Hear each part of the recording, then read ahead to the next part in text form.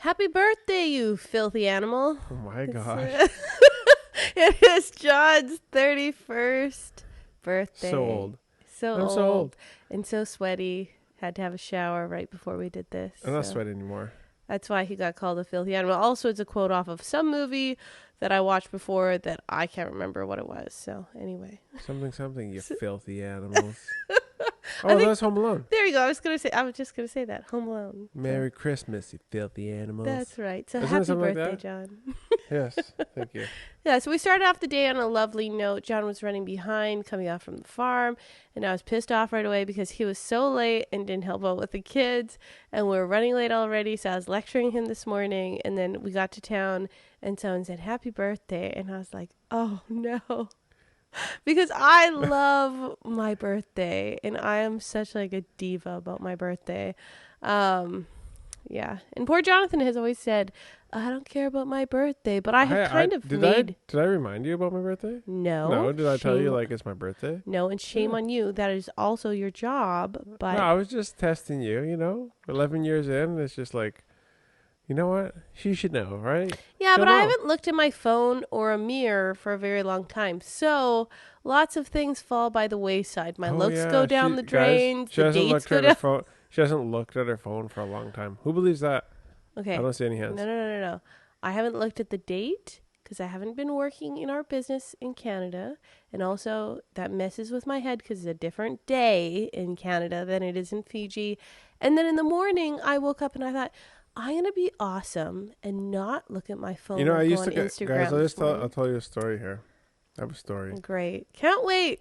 I had an old boss, and he had us put up signs all over the workplace, and it said it was an E with a cross through it. You know what it stood for? No excuses. You know what I have to say to you? No excuses. Wait, can I ask you a question? Did you love that boss? I thought he had great vision, Oh. and I thought he had a really innate ability to pick amazing team members and a way to express his vision in a way that was like inspirational, but his execution was absolutely terrible as far as the way he actually treated people and Yeah, his staff his leadership management. qualities were not the best. The way he talked and the way he bought you into the way he made you buy into his vision was really great, but it was pretty evident like very very early in the process that like he had different intentions. Yeah, I feel like you got really manipulated and sucked in to that company because it had a great vision. It had a great ultimate purpose and goal. And yet there was a lot lacking in the way staff were treated. It wasn't even that we were treated really poorly. No, there was like just some manipulation in situations that was unethical, I would say, from the outside looking in. Yeah.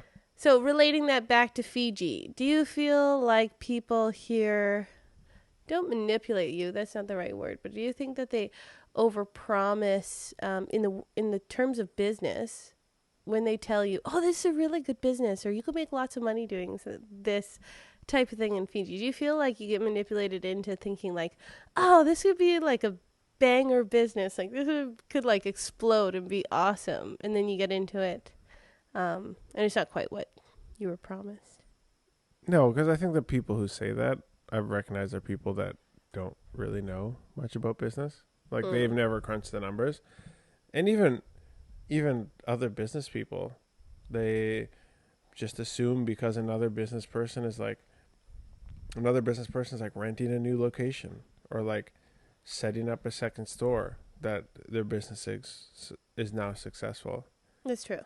Because like we're operating a coffee shop and we know what the struggles are with that. And I see other coffee shops in the city that's near to us, and I see that they're not full and that they pay triple the rent that we do, and we're in town quite a bit. So I'm just saying, for example. And so unnamed coffee shops expand, and other people just think like, oh, they must be really successful, and they might be, but it's like they also might not be. You don't know the numbers just because people decide to expand. See, like we've lived in Fiji for 3 years now. Yeah, come How much March. money have we made in Fiji? Like zero profit. Like we've made some money, but we've put all of that money back into the farm or whatever. So, Yeah, between the tractor and wages and different ventures, we're negative tens of thousands. yeah, Tens of thousands. Maybe even definitely. hundred. But Yeah, like it's that's crazy. the cost of doing business in a place that not a lot of people are willing to do business in a way, in a place that people aren't willing to do business in, like Sangaga. So it costs you to be first. But what I'm saying is that like it's okay. It's okay to we paid the dummy tax, so we're gonna reap the benefits Yeah, in and the I, long I run. I But think like there's lots of people that keep messaging me saying, "Oh, guys, like we're doing what you're doing, or we're inspired by what you're doing, and we're gonna come back and do what you're doing." you 'Cause don't want to do what we've been no, doing. don't do what we've been doing, Hmm. and don't come back and farm without a really good plan. Depending on where you are in Fiji, it's really difficult to make money. So you need to have a buyer, you need to have some plans in place, and you need to come do your research in depth because you can spend a lot of money here and make zero. It's Hmm. interesting. We had another meeting about the turmeric stuff that we've been researching today. It was pretty depressing, honestly.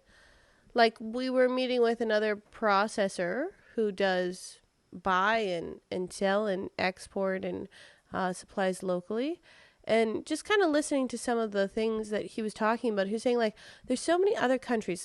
This was my takeaway. There's so many other countries that grow product en masse that it's very difficult for Fiji to compete with.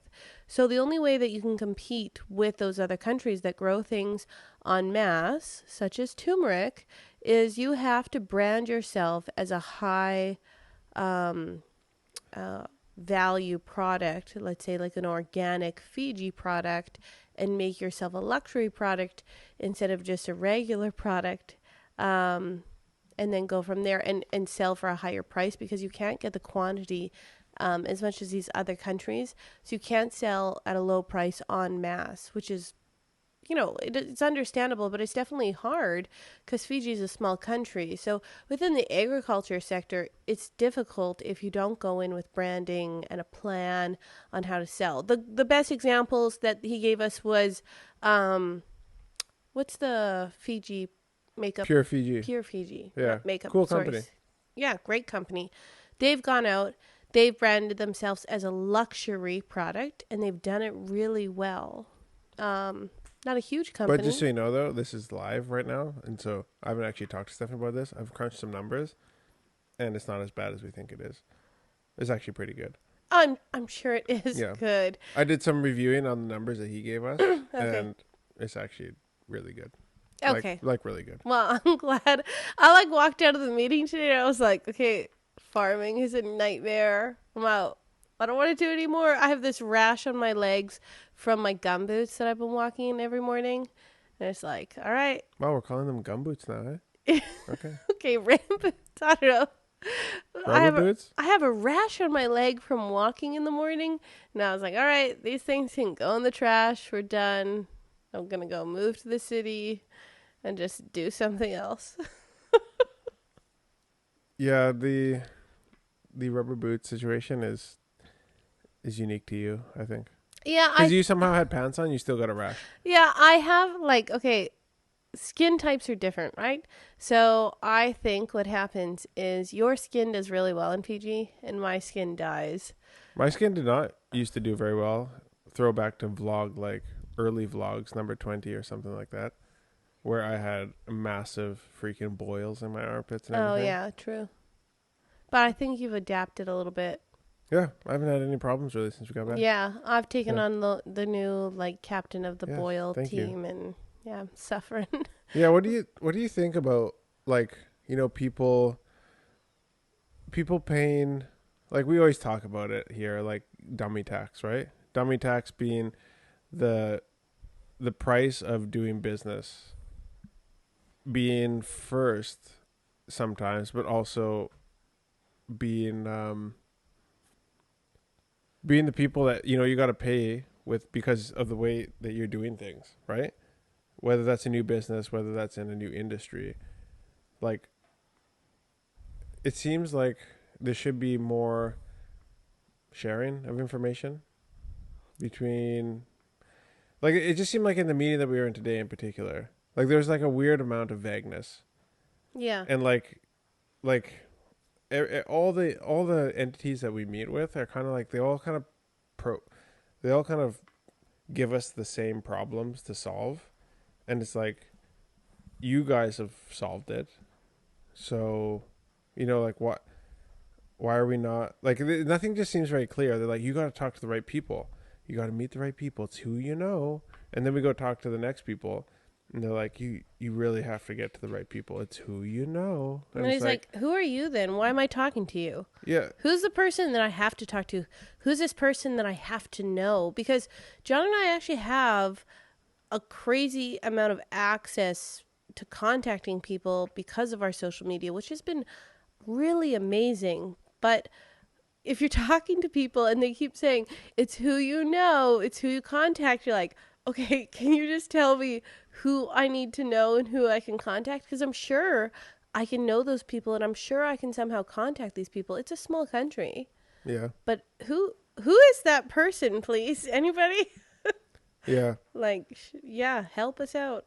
It's just been an interesting process dealing with all of that, and I think there's a lot of unanswered questions as you go, and even in a lot of these places we're talking to, or people we're talking to, business owners that we're speaking to, I would say there's a hesitation even for us, and there's a hesitation throughout the entire country to collaborate with people. Mm. I think because people have a certain mindset about your limitations and what you can do. Like in the meeting we had today, they said, yeah, like what you could bring to the table is you could start a farming cooperative. And that's kind of what you could do. Like you could be like a farm manager.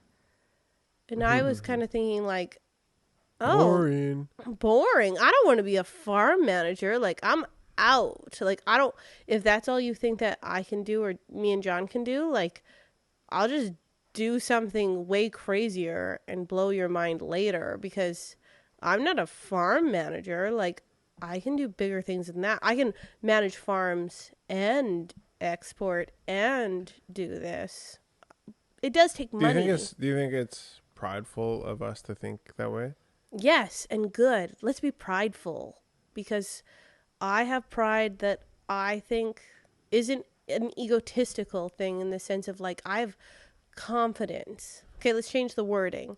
I don't think it's prideful. I think it's confidence. Yeah, I just don't like when you start talking about like a bunch of things that other people are doing that haven't been successful.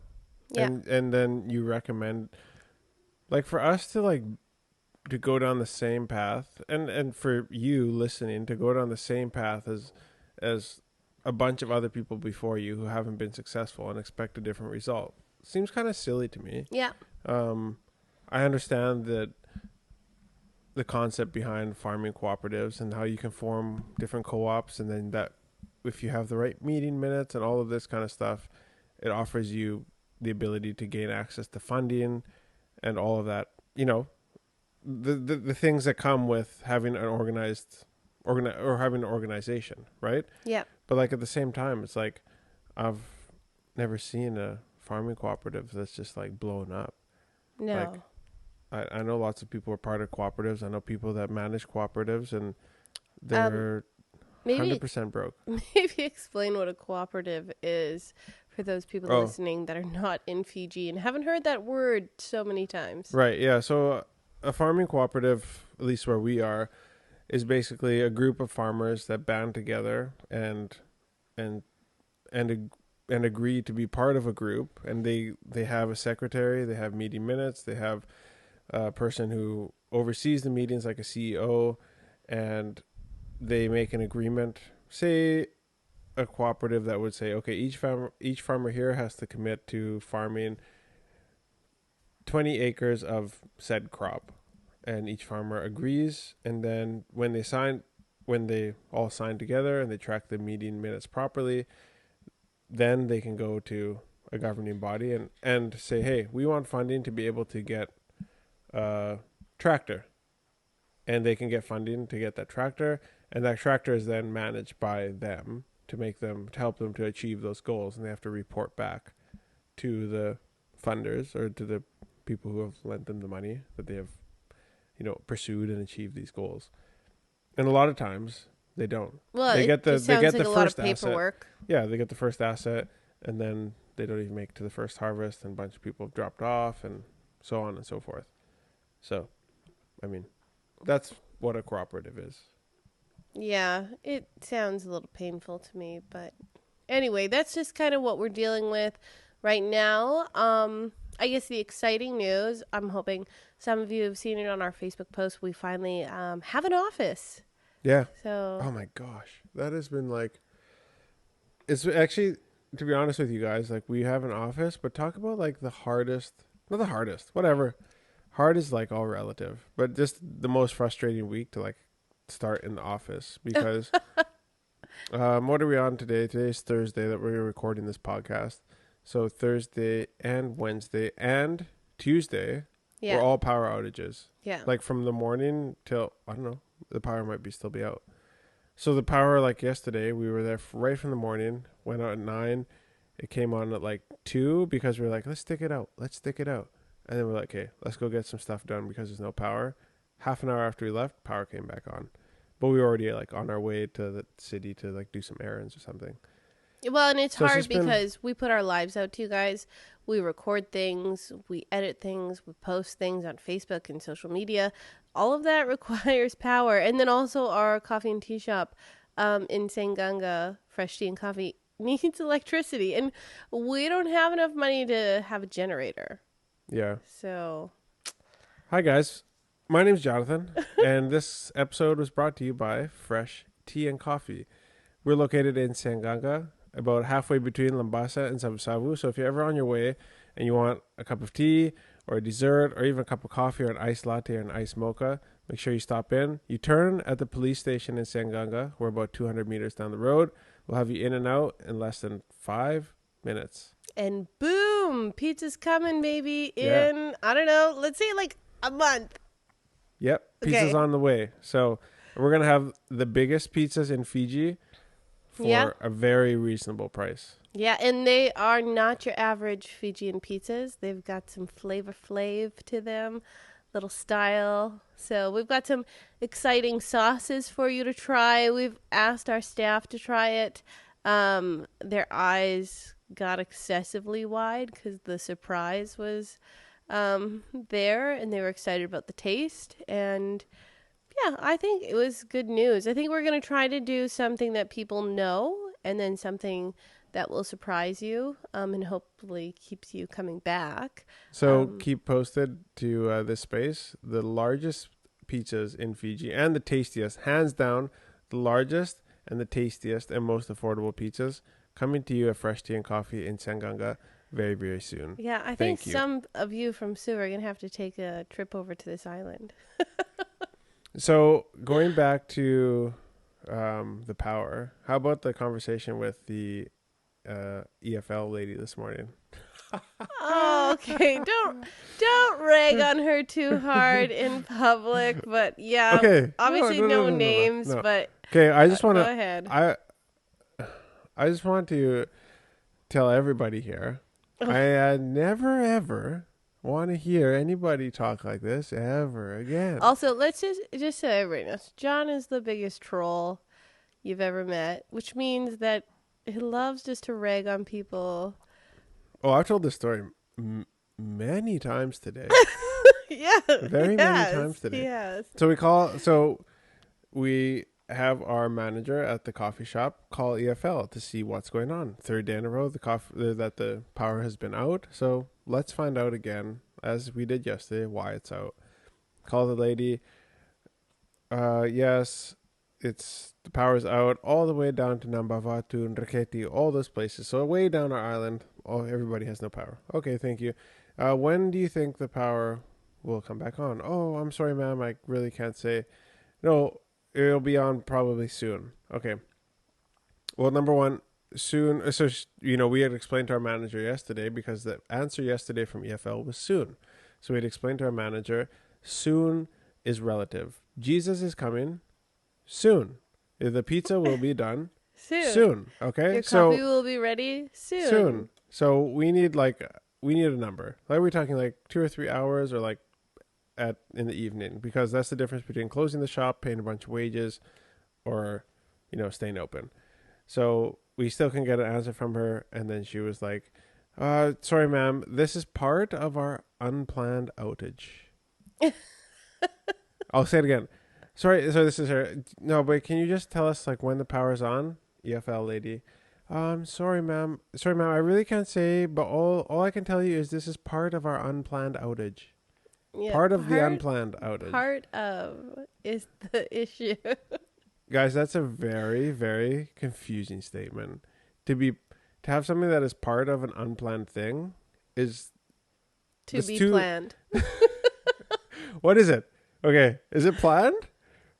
Is it planned, or is it not part of a planned thing, or is it part of an unplanned thing, or is it, what are we talking about right now? I don't. So yeah, that was actually like the comedic relief. And maybe next time you should just chime on the phone and just say, yes, the power will come soon, and so will Jesus. Yeah, exactly. And then move on. I was like, man, this is just like, you can't say part of an unplanned outage. It's either it's an unplanned outage, or it's part of our planned outages. Yeah, but we still, even with the power out before we shut down, we had some lovely customers come in. All we had to offer was juice. We had some ice still, so we could still give that to most people before we ran out of ice, so we kind of had to lock. Are we still out of ice? Yeah, we're out of ice, and we're supposed to be supplying fishermen in the area for ice for their fish. Yeah, so we're disappointing someone, I think.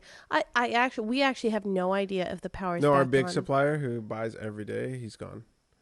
Oh, okay. Yeah, he went to Suva with his shipment. No, he told our manager that he was supposed to be back tomorrow morning. So Holy. yeah, this guy's really crushing. He's a hustler. Whoa. So yeah, we're not sure if the power's on because we're in the village. We're on solar. Power's always on here, baby. Yeah, right. Sometimes. Yeah, Not right. Sometimes. It's like a 50-50. Sometimes less of the times. But guys, way better to live without power than water. I can guarantee you that. Like, if you're going to live off grid, make sure you have a good water source, because I think it's got to be at least like a few months out of the year. Like, it's never like a solid month that we don't have water. It's normally like a week, then we get a water for a few days, and then it goes back off. So I want to say like 3 to 4 months. No, that's an overestimate. Like 2 to 3 months of the year in total, I feel like we don't have water. Yeah, that's probably true. Is that accurate? But luckily, the river is just like, a couple seconds down the riverbank here. Yeah, but we're really lucky about that. It's more about the toilets and washing dishes and that kind of stuff. Actually, we've been pretty lucky. This last time we ran out of water, we have this really big blue drum. You don't like taking the old aqua dumps? Okay, that's disgusting. Okay, that's what you do when you're spearfishing. I do have a really big problem with this, okay? Because we go down to the river, and if you're gonna use the toilet in the river, no. There are people downstream of you. Like, that's not cool. It's inappropriate on multiple levels. Yeah, it is. But here's the other thing. We're downstream of so many other people, so I just try to block it out. Like, it's just like... We're upstream of some people, but also downstream of other people. So many people. Right. So I just try to just, like, Zen mode and just, like, get in the water and just be like, everything's okay and you can shower. But think about this. Like, if I poo, if somebody poos in a cup, it's a lot different than somebody pooing in a bathtub, right? Like, I don't know where it's this like reference is going. it's just like it's a lot bigger volume of water to the same amount of poo. So if you poo in a river, it's not that bad because it's mixed into thousands of liters of water, right? Yeah, but like when you're downstream of it, it just doesn't really matter. Like When you see a poo floating by, it's like, wait, when we first moved to Fiji, I got the worst ear infection of my life. You had some poo in your ear? I can guarantee that that's probably what happened. I dove under the water, and then a poo for went into your 5 ear. weeks, I could not hear a thing. Like, people were like shouting at me, and I was so deaf. And we couldn't get off this island because we had an inter-island lockdown, and so they didn't have the proper medication to treat my ear infection. I took 2 different antibiotics, 3 different forms of eardrops trying to treat it, and then finally I was so lucky. After 5 weeks, they allowed people to go between islands, and so I could go to Suva and see a specialist. They're pretty worried about me, about going deaf. And so I saw one specialist at the public hospital, and he gave me antibiotic and everything. I actually stayed extra in Suva. Like, I stayed there for a week just to make sure the actual antibiotics would work, and then my ear infection was clearing up, and it wasn't. That was an awesome trip. Yeah, and then I went to the private clinic. I can't remember the name of it. Necessia? Something like that. I think. Yeah. And the ear, throat, eye doctor guy, he like suctioned my ear out because he said, you've been putting so much stuff in your ear trying to treat it, like from the doctors, that he said there was a huge buildup of like white whatever in there, and so he just sucked my ear out. I think he like broke my eardrum a little bit. Oh my gosh. And then like gave me the correct antibiotics. So after a few days, I felt better, like I could hear, but I was so scared that I was going to lose my hearing permanently. Like, we moved to Fiji, I go deaf. Like, I was like, well, yeah, Fiji, this is just great. Love living here. Just die. And it's all because of the lovely river water. So the people pooing up the river. Starting off the experience strong. Weak white body over here, not used to the lovely river. But and you know what? All these things are just fine. It's part of life. But, you know, medication and treatment, the proper treatment, if we had access to the actual doctor on the main island, that would have been solved. And quickly. Or not even the doctor there. They would have had, hopefully, the proper medication over here. But to shut down the islands, that was so stressful, not having access to everything. That was definitely hard. What do you think of Rihanna's halftime performance? Oh, this is a change of topic. But boring. So boring. I understand that she's pregnant, but, like, I was pregnant. She's quite pregnant, isn't she? She's not that pregnant. Like, her belly is not that big. Well, she was wearing that really red fluffy jacket. Yeah, but, like, I looked like a water buffalo when I was pregnant, and I still cleaned houses on my hands and knees, and she could barely twerk on stage, so. Whoa.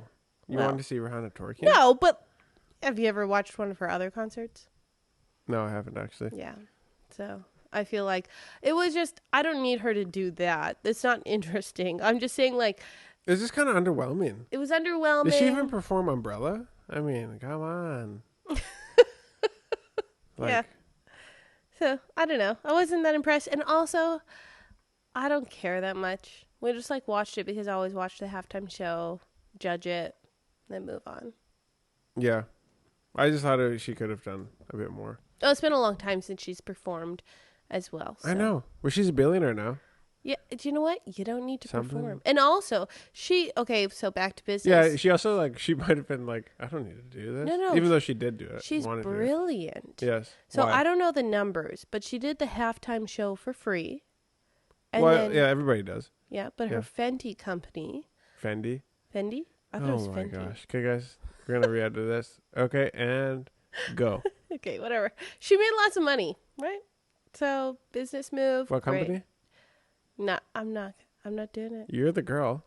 I don't know. I don't know Fendi. her brand. I don't care. It could be Gucci. I don't really care. Do I look like I own a Gucci purse? Definitely not. Okay. Moving on. So what were you saying about her business decision? It was a smart marketing decision? It was great. Yeah. And so with the coffee shop right now, we have a guy that's buying fish that needs ice. Okay.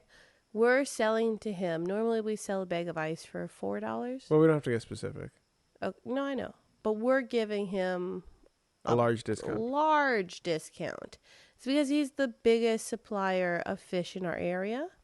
And the hopes is if we give him a big discount that he tells people that he buys ice from the shop and that other people be aware of we sell ice and that they'll come and buy large quantities of ice from us. Well, yeah. So here's an interesting conversation: is that like, and don't discount the prices that you charge for everybody in hopes that like you're just gonna get more business, get more eyeballs. Because like I was discussing with Tui today, like you will devalue your business if you do that with everybody.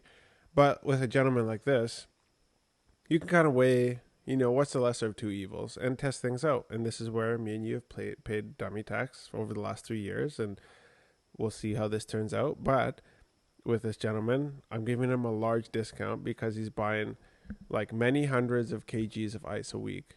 All right. And nobody else has ever done that. The day after I start supplying him at this huge discount, somebody else walks into the store and is like, I'm a fisherman. I want to buy many hundreds of kgs of ice. Maybe not per week, but he wants to buy a lot of ice. Yeah. And so that guy pays the full price. So I give one gentleman a discount. Because he's the biggest supplier. So if anybody wants to know where people are getting ice, they go talk to that guy. That guy recommends us because we're his supplier. Other people come to us. We charge them the full price because they just don't buy the amount that this guy does. So it's not a ripoff because they still get to buy ice, but it's convenient for them. It's in their town, and we're able to make money. Yeah, and for us, we have to look at it as an advertising expense, really. Like, it's interesting, like in our business in Canada, we've really gone to, we always want to be the most expensive. We own an organic cleaning company. In Canada, being organic is the creme de la creme. Like it's like, okay, if I could only afford just to be fully organic, that's like a milestone to reach. We want less chemicals because wealth is not necessarily money, it's health in overseas. So that's the difference. Is like people understand. Well, health is wealth. Health is wealth. That's what they say. Like people say, oh, okay, well, like I could have lots of money, but if I die, what's the point? So the longevity of your life is more important than all the money. So being organic, we can charge a premium price. And in Canada, we never give discounts. And we want to be an expensive luxury cost because people are happy to pay that. It's like a weird mentality overseas, or at least where we are, that people are like tell their neighbor like, "Ooh, do you know how much I pay for this?" Like it's like a competition. Yeah, right. How much do you pay for your service? Oh, you're probably getting the low quality one.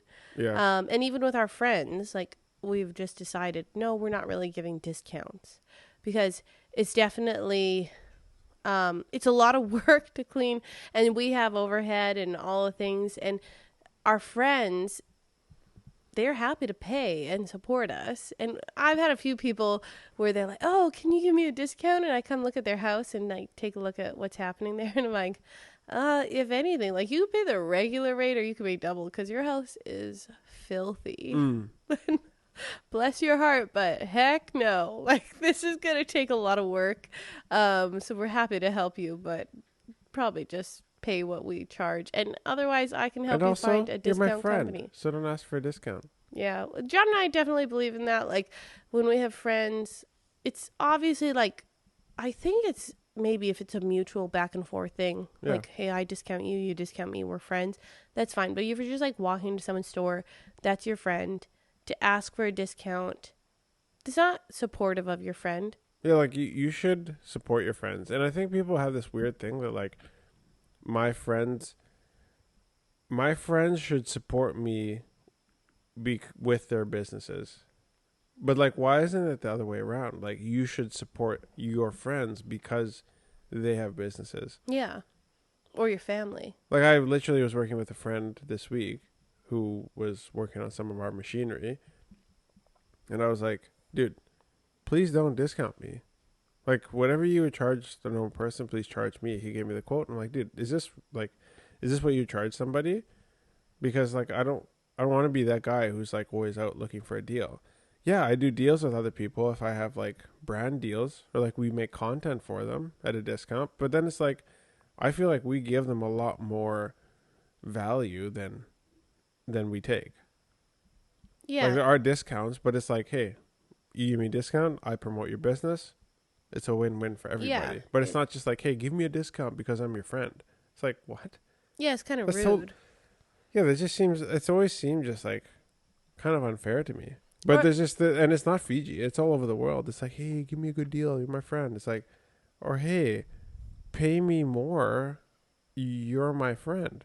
Why doesn't it work that way? That would make, if we apply the same logic, should go the same way. well, and it's different like as a business owner. Like I've had friends that are moving out and like I'll tell them, "Oh, hey, like I'd like to help you with this and clean your house." Mm. That's different because that's an offer. Mm. As their friend, I am offering to help them. But when people approach me and they're like, "Hey, you own a cleaning company. Can you come like clean my house like cheaply?" I'm like, there's this thing called Facebook or like I don't know the internet, and you can find a cheap cleaner on there. Yeah, exactly. Yeah, you could get a discount cleaning, but by them because that's just not what we offer. And I'm a little ruthless. Like I don't typically say yes to that, even if you're like my best friend. And if you are my best friend, and if you're doing that to me, Not my best friend. we're probably not best friends. Yeah. My good friends in Canada are awesome. Yeah. Our best friends, we don't do any business with, really. No, we try to avoid that Mm. 100%. Just it gets convoluted, it gets confusing, it gets too. I don't know. You want to hang out and have laughs, not talk about business all day. Yeah, that's not to say that people that you do business with can't become your best friends, but we've never turned like best friends into people we do business with. I think Oh. that's different. Okay, speaking of that, this week, when we were in the office, me and you were having a discussion about advertising and what direction we were going into. I think we even like talked about, oh, we should talk about this on the podcast. I think when we're discussing things. So John and I are obviously married and we're friends and we like each other. That's what it was. That's what it was. Yes. But we are in the daytime, we are business partners. Mm. We talk about business 90% of the time because that's what we're consumed with. That's what we're doing. That's what our minds are revolved around. It's like kids and business. And then maybe late at night, we're like, okay, if we're going to hang out, I don't want to talk about business. Like, can we talk about something else? Yeah. So how do you feel about when we're talking about business all day, and how does that affect our relationship? I just think that there's a lot of people not a lot of people. I wonder if people think like when we talk with each other, like obviously we're married, but like I would love for people to just like be like a fly on the wall in our conversations and realize that most of our conversations with each other are related to business. And that is and not to like say romance, not sex, but just like building each other up and like having like whispering sweet nothings to each other and talking, just being like talking about the kids and stuff like that. Like we do have those conversations, but I would say because we're business partners, 90% of our conversation is something else. But I think after, not when we got married, but the way that our relationship has evolved, we have remained very the same. Like, Yeah. like I haven't changed a lot. You haven't changed a lot. What we do has changed a lot, but our personalities have remained pretty similar. Well, But I think our vision and our goals align. And so for us to be business partners is not any less loving because we're working towards like the same goals. Like I think our ultimate goal, and we talk about this often, we just talked about this the other night, is that our kids know Jesus. Like above everything, like I will give everything up. I will beg on the streets of Sengaga if like, it means that my kids get to know Jesus. Like, I don't care. But, like if we can do our best job to parent them and to bring them up in that way, then like my ultimate priorities are to God, which is why I want to pass it on to my kids. But second to God is you. And if our visions align and like our goals align, then like it's not a problem for us to be talking about business 90% of the time, because our goals are aligned. If we make a bunch of money, we know where that money's going, and we both have agreed money's just a tool. Money doesn't provide happiness, but money provides you with choices that can provide happiness for other people and for you. Hmm. Well, and we've been doing business together now for 7 years, so it's actually crazy that like we went into our first year saying if we hate each other, we need to go back to our regular jobs. Mm. We actually had a really like the first year we did business, the business did well. Our marriage was on the rocks. It was a hard year. Like we had our first kid. Okay, sorry, I'm interrupted. There was a Whoa, dude. rat just like running around the ceiling, and ugh, like Dude, it's this just thing is freaking it's getting ripping. her. It's like a racetrack up there. Just so Whoa. gotta hope that the cat comes eats that thing, or we're gonna I'm gonna throw put a some trap up there tonight. poison in the roof or something. I'm gonna use some of that island peanut butter up there. Yeah, Yeah. island style The peanut island, butter. the island style, nobody can resist that. I guarantee you the mice can't resist some island style peanut butter. Guys, I'm sorry. Island style, if you're listening to this, I'm sorry. But it's too good. It's going to be the best rat bait. Come on. I love it. Island style, made in Fiji. That's Gary, funny. That's funny. you You guys may hear the rat a few more times as we talk, but we'll try not to get too distracted by it. Anyway, when we were going through things, it was a lot of change for us all at once. Jon started taking over more of the business, and I took a step back. I just stayed in the office because I had a new baby. There was a lot of change. There was a lot of I had a lot of physical damage from having kids, and it was a long year for us to figure out how do we get back to where we were, because we had 5 years without kids, and it was beautiful. Like we went camping, we were snowboarding trips, we were just like longboarding. going out, hanging out, concerts, and just doing whatever we wanted. Like it was pretty sick. Like Okay, we say it was sick, but like we were, yeah. we were broke. We were broke. Is that what you're saying? Yeah. That's fine. We were broke. Who cares? Every young couple. We got married at 19 and 21. We were so broke, but Right. it was awesome. And that's why we didn't have kids for so long. It's so funny. I remember my mom saying to me, like, oh, you guys are being so selfish for not having kids. Like, we want some grandchildren. And even Jon's dad, I remember saying to him, Jon and I had discussed it, and we were kind of like, yeah, okay, we should probably start having kids probably in the next year or two, you know, getting up into our mid-20s. And I remember saying to Jon's dad, okay, well, if you want us to start having grandkids, you need to shave your beard. And he came down the next morning, and he doesn't shave his beard. He's got a Just big... check out our old vlogs to see a picture or to see a video of my dad with his beard. Yeah, he's got a big beard, and And he never not that you shaves will it. have ever seen him without his beard, but you'll see what he looks with a beard and then picture him without one. Yeah, and he came down the stairs and like had shaved his beard off, and we're like, oh, okay, you really want grandchildren? So obviously we're like, okay, yeah. So then we made grandchildren. Yeah, just because the Just like that. just like that, snap, boom. So yeah, that was a hard year for us. We had to figure out. We got to a point where we were like, wow, we're more like roommates that don't like each other and that just have to do business than we are a married couple. So how do we get back to liking each other? Because for us, like, marriage is not a feeling of love. Marriage is a choice. I've chosen you. I've said to you, I will love you forever, even when I don't feel like it. I definitely didn't feel like it that year. I actually looked at you with a lot of resentment that year. That builds up over time. And I think a lot of us say these negative things, not necessarily to each other, but a lot of negative things are in our head. Yeah. And we tell ourselves lies about the people that we love. We speak negatively about the people that we love. And then all of a sudden, those things feel true. And that's the devil saying to us, yeah, don't love them. They're stupid. What an idiot. How dare he do that? Oh, he always does that. He's so annoying.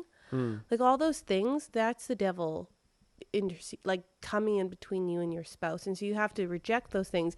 And when you think those things, you have to be like, no, my husband's actually not stupid. He's actually quite smart. No, he's not an idiot. This was a simple mistake that you actually yourself make every day or every week or whatever. And why did I actually marry him in the first place? He's all these amazing things. So That's why sexy. so sexy. Happy birthday. Yeah. But I think like just reminding yourself of the things that, you love them for when you're going through a bad period, it is what gets you out of that rut. And you have to be a team. Like we sat down, we had a huge fight, number one. And then we said, okay, we are agreeing that we don't like each other right now. And we are also agreeing that we are going to work and figure this out and solve this. Yeah, yeah. So that's how we That kind was of got intense. through that. It was a bad year. That was a rough year. Yeah. And then We've had rough years, guys. we've had rough years. Yeah. But that doesn't mean, and actually it's weird. I thought coming here, I thought maybe it could be another really rough year, but it hadn't happened. Like I feel like me and you were in a great place in our relationship. We've learned how to fight better. Yeah. And we've kind of learned to go, okay, no, this is hard and difficult and could tear us apart, but we're a team. I always tell our kids, like, your team. Like in Fiji, they'll be like, they always say, like, your gang. What do they say? We gang. That's what they say to, like, we're friends. Like, we gang. And I always tell our kids, like, your team, right? You got to be your team. And they're like, yeah, mom. And I always think that, like, about John and I, like, yeah, we're talking about business all the time, but, like, we're a team. And, like, we're chasing a goal together. How cool is that? And it used to be hard when you were working at My old job. your old job. We talk about your old job, and you had zero interest in my business that I was building. Yeah. Why was that? I think it was because I was, like I said, my old boss was really, really good at expressing and sharing his vision and talking to people in a way that they would buy in to his vision. And yeah, but his execution was really, how do I describe this? His execution was obviously poor, but it was very, manipulative. And you saw that, it wasn't actually, it was pretty quick to realize that, like, there was intentions behind the intentions. And I'm not interested in that kind of stuff. Yeah, and I think we had good friends that you had worked with. We've become friends with those people that were working Because with he hired awesome people. He hired amazing people. And I think, like, we were surrounded by people that you were working with all the time. And so it was like you guys were all in the same workplace, all struggling with the same things. And so that's what would happen after work. Like, we get together for dinner. That's what you guys are talking about. And I would be, like, the one-off that's, like, not in it, but at the same time, know every detail. So that's what we're all talking about. So I always felt left out, like... Yeah, and so I think, like, that, like, to end this, to put a ribbon on this is, like, you and your wife don't have to be working towards the same goal, but realize or have a conversation at least about, like, hey, what's your husband's goal? What is your wife's goal in life? And not like, not like with any, like, presumptuous, things that you think, like, hey, what do you actually want to do? How can I support you to get to where you want to be? Because, like, I'm not where I want to be right now. You're not where you want to be right now. No. But that's okay. Like, we're working towards something. Will we get there? I don't freaking know. But we're working towards it. And it's actually, like, as you go through this and you do it long enough, you realize that it's the journey that matters. Because you can get to the end and get all the crap. Get the nice stuff. Get the nice house. Get the nice vehicles. But you know how many people in Fiji and around the world have the nice vehicles and have the nice houses and have the boats and have the things and they're lonely as hell? Yeah. Many. Like, right now we have really, really cool friends that support us and encourage us, and really, really, awesome staff that are a blessing to us. And, like, our businesses might not make us millions, but I think you realize that the journey matters after a certain amount of time. Because if all you're working for and all you're going to be satisfied with is just the destination, then you're going to be pretty disappointed in the end. Hmm. And I was listening to a podcast today, like, there was a guy who said Jesus didn't die to just get us to heaven. He died to bring heaven to earth. And like there's a bit of like this life that's like, hey, like now we have the Holy Spirit living in us and Jesus living with us. It's like we have to be a reflection of like that hope and the fact that like eternal life has begun for like me and you because we've accepted Jesus into our lives. Like we've put to death our old self and our new life has begun. So that hope, like our joy, needs to be evident to all that the Lord is near and that things are good. Like if everything fails on this earth, like we got the joy, we got the eternal life. It's like this journey is like this is like a sub journey in the big journey. Like as long as we like live life, like people get to know Jesus, people walk into our coffee shop are like blessed and like, oh man, this place is different. Like the way I get greeted in here is different. And we raise kids that like, you know, hopefully love Jesus. Like nothing else really matters in the end. Right? Yeah, so true. And like, how could it be more exciting? And there's bad days and good days, and you just have to remind yourself what's important. Mm-hmm. And even like with the kids, like what matters to them right now is funny. Like at school, we were going this morning, and Sevenaya had told me, that's our youngest, and he's 4, went into kindergarten this year in the main school. And he said to me, Mom, you need to come speak with the headmaster. All the girls, they're just pinching my face so much and it hurts. And they just won't stop. And I said, well, okay, have you spoken with your teacher? And he said, yeah, I've told my teacher, you know. What did she say? And he has spoken with her, and so has Aliki, and so have I previously. And she always asks him, and it's not the kids in his class, it's the older kids that are around him, because in Fiji, people like to pinch the children's faces that are cute and adorable. And right now, Sevenai is number 1 cute in the school. So I think his poor little cheeks are getting abused with the amount of pinching, and he is so fed up with it. You know, and he's a lot like me. He's got quite the large personality. So he's not afraid to say what he wants. And so we went up this morning and we spoke with the headmaster, and he said, okay, I'll make an announcement this morning at school. And I don't know if he actually did. Did he? He said that? That's what he told me. And I was like, he definitely did. I was like, oh, okay, well, okay, Students of Senganga Muslim School, please stop pinching Seva's cheeks. He does not appreciate the pinching of his cheeks. Yeah, but that's what matters to them right now. And, you know, it's just such a funny, like, everybody's perspective in life is different, and right now that's his perspective of school is like, when I go to school, I'm in pain at recess, and it's not cool. And so sometimes he doesn't want to go to school because of it. Yeah, so it's just kind of like an interesting thing, but to see like, okay, your day is sometimes hard, but relatively to other people's days, it's not as hard.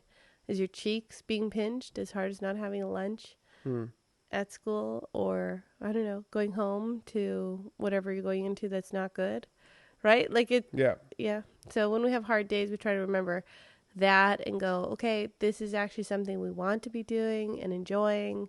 And when we get pinched in the cheek too much, just go rub your cheeks and move on and give them the other cheek to pinch. So 100%. Hey guys, I just want to say that this episode is also brought to you by the Wet Mammal, and his name is Sam Clothier. He's an awesome friend of us, the Waka family, and a great diver. Yeah, awesome, amazing diver. He's a spear fisherman and free diver, and he's just really blessed us with some awesome gifts and just a really generous heart. And so I just want to shout him out. We're going to tag him in this video because he's really helped us out. Because being in Fiji, we're on a rock in the middle of the Pacific Ocean. It's hard to get some some gear out here.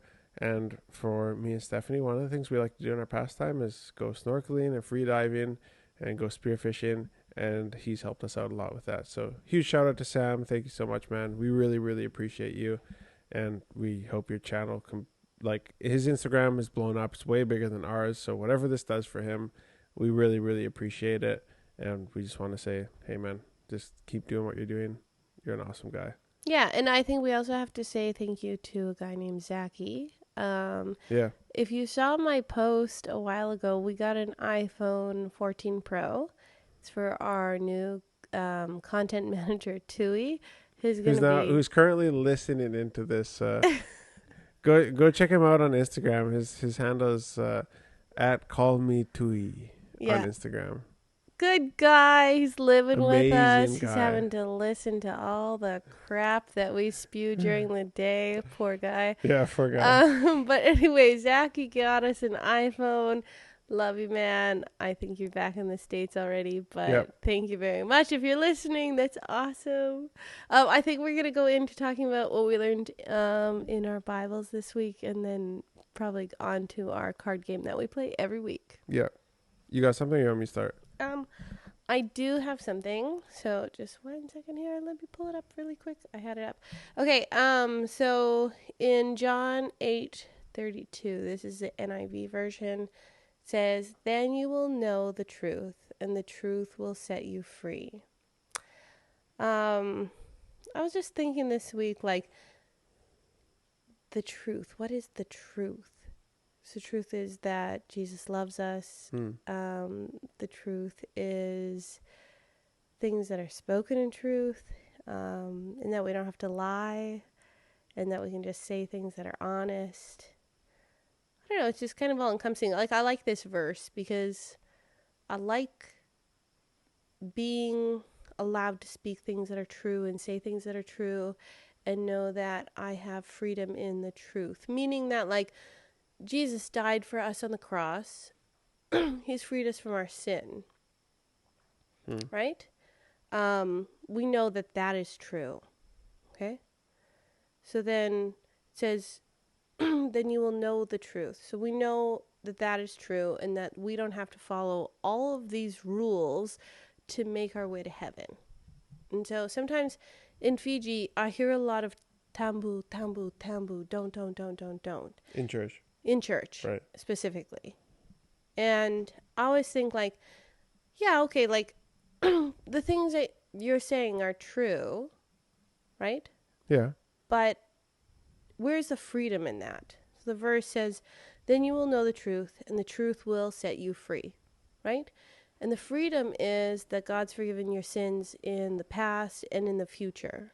And all of these things that God is saying, like, don't do this or don't do that in the Bible, are guidelines for your life to give you a better life, right? But he's freed you from all the rules and the regulations of the Old Testament. And he's freed you to be able to live life in freedom and to know that Jesus has grace. Right. And no matter what you do, even if you're telling yourself, tambu, I can't do this, don't do that, you still sin every day. Sin is equivalent to, like, if I'm lying to your face, or let's say I'm saying bad things to you, in my head. Those things are equivalent, right? Yeah. We sin every single day, but we have the freedom and grace that God's given us. Yeah. And I don't know, I just like the verse because I was thinking, like, yeah, we know the truth that God's given us, and we have freedom in it. It set us free because we are not caged by a set of rules, and God has given those instructions for us to live a better life. Yeah. But it's not a set of rules that takes away your salvation. We're free from that. Right. And he's given us grace and forgiveness and all these amazing things, and that gift is free. And that's exciting. Yeah. Yeah, because if you don't accept that, I mean, I guess in the end, then you're just a Jew who lives in the law of the Old Testament, but none of the freedom of the New Testament, the two different parts of the Bible. The New Testament part being that, like, hey, Jesus came. He was the firstborn son of God, the only son of God, who gave his life, shed his blood, and gave us that freedom from the law, having to follow every single rule. And women, if you have your periods, you have to go outside of the city and do all this stuff and follow all these rules. And Jesus is like, hey, I died. And the reason why that was important, that actually leads me into what I learned, or what just stood out to me in the Bible today, was in Exodus chapter 24 in the Bible. Verse 8, it just says, Moses then took the blood, sprinkled it on the people, which is super weird, but we'll just go with it, and said, this is the blood of the covenant that the Lord has made with you in accordance with all these words. All right?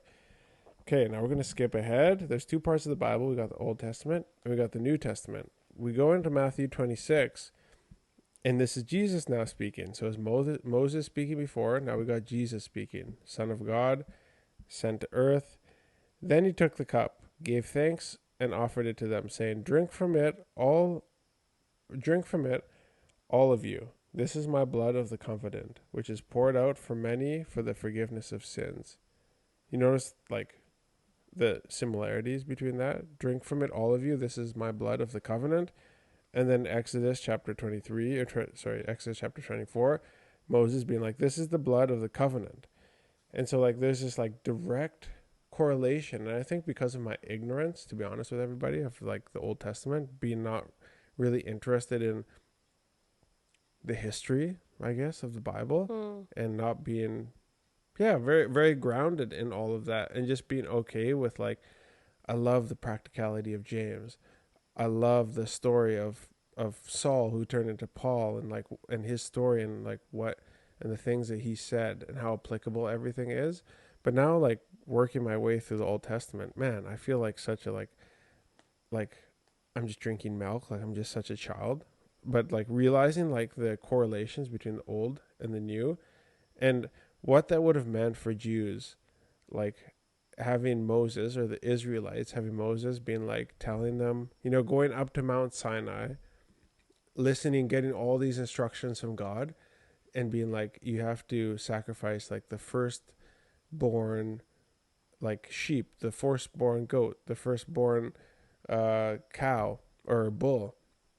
And then Jesus being the firstborn son of God that was sacrificed, and the blood of the, that they would have wiped above the door at when the angel of death, like, passed over them when they were, like, under the Egyptian rule. And then the blood of Jesus, the firstborn and only son of God, that, like, covers and is, like, the offering, the sacrifice that, like, covers all of our sins forever. Man, there's just so many correlations that I'm just finding, like, so neat between the Old and the New Testament. There's like, and, like, science, like, just keeps on, like, proving, like, all of these things right and right and right. Like, there's no, like, things don't get more and more, like, further away and old school. Like, to me, when I see, like, all these, like, new, like all the new research and all the new, like, scientific discoveries about space and about what we have here on Earth, it all points back to the Bible. And, like, when I'm reading through this, it's like, man, it's not, like, new. And that wasn't, like, a anomaly. Like, there was a reason that Jesus was the firstborn son of God, because it made sense to the Jews that the firstborn would shed his blood, and what that sacrifice meant. Anyways, that's what I found interesting this week. I'm fired up about that, obviously. Okay, so it's funny. Earlier this week, our content manager, Tui, he showed us this video of a pastor in Fiji. I think it was a priest. He's a Catholic priest. Catholic priest, yeah. Sorry. And he was trying to get across the river. Oh my god. Okay, you tell. I'll botch all the details. No, there's a guy. I think it's in Vitilevu. It's like a Catholic priest. He's, like, trying to cross this crazy raging rivers. For those of you who don't know, we had, like, a lot of what's it called, like, flash flood warnings because of the weather this week. We had, like, really, really high rains even here. So flash flood being, well, what I relate as a flash flood is a flood that happens when there's no rain in your area. So you don't know about it, but it becomes a flash flood because it's like, whoa, where did all this water come from? Like, if you guys go and watch our videos on Facebook and Instagram, where we, like, are going to collect coconuts to make this, like, Fijian recipe for this, like, fish, and, like, we go down to the river, it had sprinkled a bit, but the river is, like, overflowing like a crazy raging rapids, and there was no rain here. It's like rain way way up in the mountains apparently. And so in this video, this priest, this Catholic priest, I guess, really really wants to get across the river, and so these guys have to like swim him across the river.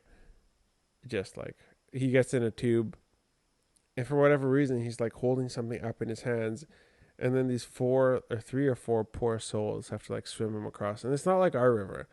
It's like It's like a big river. it looks like it's a couple hundred meters across this And river. Like rapidy. big Like, waves. Like our river is like a swimming pool compared to that thing. yeah. And he's just like, all right, guys, I'm in the tube. He's like on his back in a tube. Like all he needs is a freaking margarita in his hand, and he's in a hotel. I know, and I'm like, can he swim? Like, what is this guy doing? Like, yeah, you're getting doused with holy water, bro. Like, Yeah. you might be baptized soon. Be careful. Yeah, I don't know. So we were talking this week, and it's like, there might be like this thing, like, if he went and he tried to cross the river by himself, he wouldn't make it. But because like the people in that area, and there's like lots of beliefs around like the land and the strongholds with the Vanua, which is the land, if you directly translate it in Fijian, that only people from that area can cross that river when it's flooding. Same way that like, what's another example? People on the coast can dive in certain areas on the coastline, and the sharks don't bite them because it's like they have this connection with ocean or like with land. And so whether or not that's true or whatever, I think I think a lot of people just like us, we blow things off like the physical is physical and the spiritual is imagination. But I think there's a lot more correlation than that, and I think the spiritual is a lot more physical than we think, but there's got to be a happy medium. So this guy's just like sending it across the river, like doo doo doo, and these poor Fijian guys are just like swimming them across. Like it's the most insane video. We might have to share it. Yeah, I I just watched it and I was like, all right, he has a death wish, but all the power to him. Apparently, they call themselves like the river people. Is that right? Yeah, river people. Which I was like, yeah, Oh. I think you'd kind of have to be if you live there and you're always crossing that. Like, I have no idea what they have to cross for school or to get groceries or things like that, but that's probably part of their actual routine of like, okay, let's go to town, let's cross this river. Just insane. And I've definitely swam in rivers like that. And it is intense, and you should be going down with the flow and across, not just like across. They went down and across. I sure hope so. I don't know. I was just going, okay, this is a little silly, but what do you do? I've seen the boys in our village do it. Like when we had the cyclone, the water pipe got disconnected, and Oh yeah. they all jumped in the water with, I don't know, flotation Devices, of sorts. aka the bamboo. Yeah. The bamboo. And it's not that I don't believe that they can swim in it, because they swim every day. They're quite good swimmers. They don't normally swim in that style of current, but it's not the current, guys. It's the things under the current that are going to get you, like the logs or the mbitu that gets swept down the river and takes you out and stabs you in the back, or whatever else is coming down, like a piece of tin that got caught in the flood. So it's not typically the river that actually gets you, it's the things in the river. So just be careful out there, guys. That's and what you if assume, you at haven't least. taken any swimming lessons, jump in that pool, please, and get swimming. Okay, let's play our game. Okay. Ready for this? Always. So, what would a day of completely spoiling me look like? So this is a game, guys, that we play every week. There's 3 levels, and we usually play on level 1. It's a game that we use to like start conversation. So instead of just sitting around scrolling through Instagram or TikTok, we play this conversation starter. Level 1 is perception. So again, the question is, what would a day of completely spoiling me look like? I know, I can answer. Can I answer for the first time ever? Okay, go ahead. It's a race. I would start the day off by taking you to a winery. And then after the winery, I'd probably just send you out for like a spa day, like just like get a pedicure or manicure, massage. Then we go to like a breakdancing class, probably, and then just go out for food. That's probably, just go for a really, really nice meal. Just so everybody knows, John's just using the example that he took me out on our anniversary the year before we left Canada, and that's what we did. You can even check out a YouTube video about it. Yeah. Yes. Throwback to vlog something or other. Yeah. Stop plugging yourself and be real. I think for John,